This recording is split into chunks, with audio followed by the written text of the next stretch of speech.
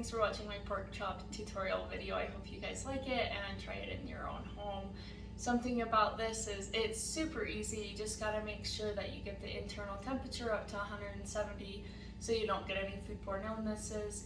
And then for my tips and tricks this week would just be, this can really be paired with any potato or veggie you want it to go with.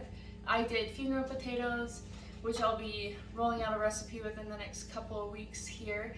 And then I also did cheesy broccoli, which is just, I boiled broccoli, drained it, and melted some cheese into it.